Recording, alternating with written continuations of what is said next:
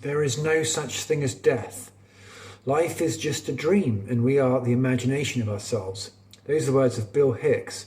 And wise words indeed, because there is only life after life. Death is actually an illusion. When we are born, we actually more so died then than when we actually die, which is actually when we're reborn back into a higher spiritual abode. If you're familiar with the colours of the rainbow, this is sort of like an external manifestation of our own nature, which is sevenfold, and the red, orange, yellow, green, blue, indigo and violet runs through us, right, as we know as the chakras. And this is all basically different rungs of consciousness. Everything is consciousness. So when you understand this, that life is not something that we possess, it's rather something that we participate in. Okay? We aren't in our heads, right? It feels like it's the case. But actually, if you say lost consciousness and someone opened up, an operation, they just see a load of like sort of gooey, brainy stuff. Is that you? Are you your finger? Are you your hand? Are you your arm? All these things are just labels, right? They're just nouns, but actually everything is a process in consciousness. And so what happens is, if you want to ever realize this directly, because how can I speak of this truth and say it's truth? Well, it comes from a direct experience, which we call a spiritual awakening. So once you realize that you are actually the universe itself, and you realize that energy cannot be created nor destroyed, you begin to realize what they were talking about, or what people say when they have these near-death experiences, and they say, or more like a near-life experience, that they were reunited with loved ones. Like all these kind of like stories that come down to us by way of these mainstream religions.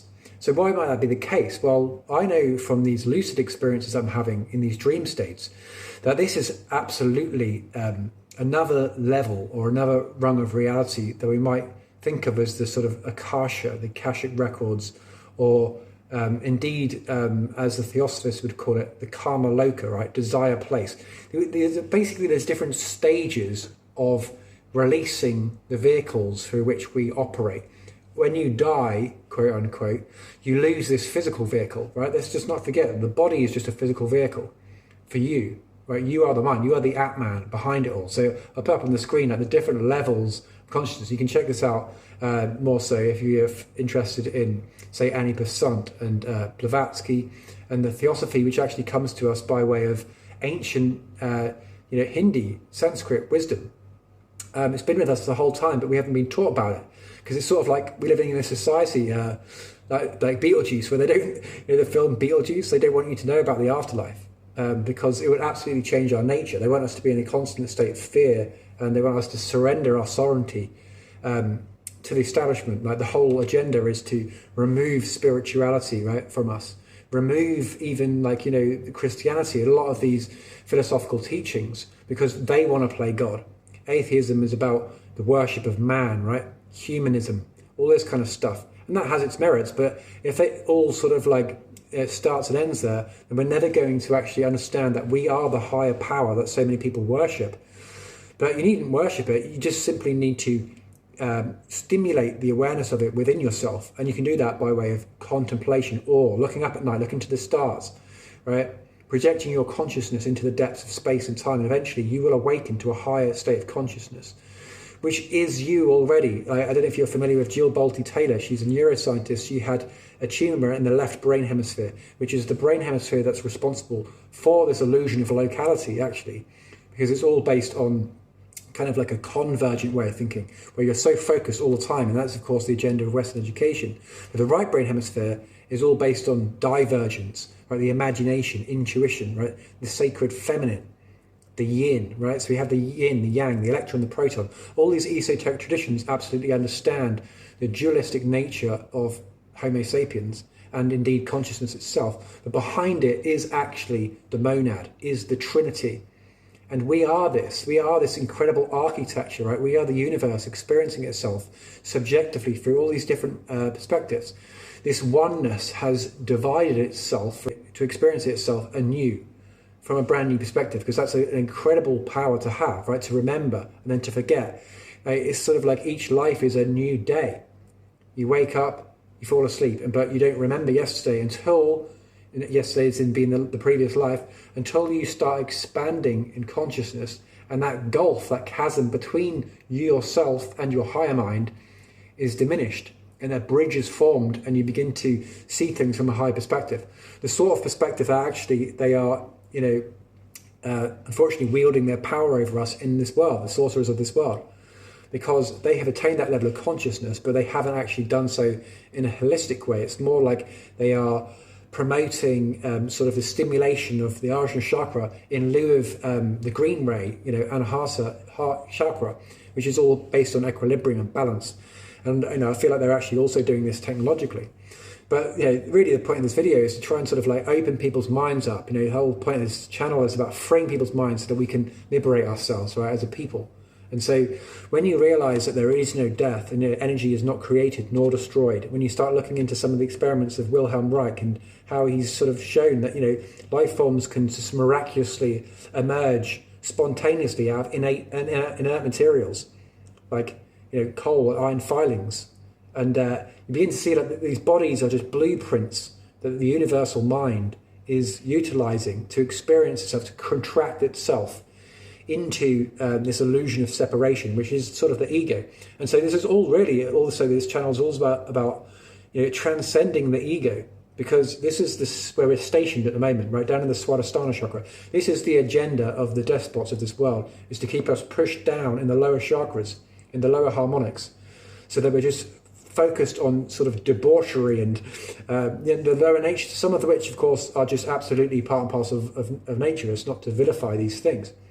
But like, if we're focused too much on survival, the rent, the bills and all this, and then we're just focused on the ego, like personal success, we're never going to actually get into a condition in society where it's actually made easier for us to reach this personal success, because we accept that we're in a community and we stop allowing the government to sort of masquerade as this benevolent, loving father, which is unfortunately replacing our desire for real community, and they are spoon-feeding us this misinformation, and then we end up living in this absolute shit show of a society that we're currently in. And why people like Alan Watts have said society is a hoax, why people like Terence McKenna have said, culture isn't your friend, because everything is about keeping you down into this lowly sort of state of consciousness. When you're watching the football, now you're watching X Factor, and now you're at work, and now it's like the Matrix, just like they show you in the Truman Show as well.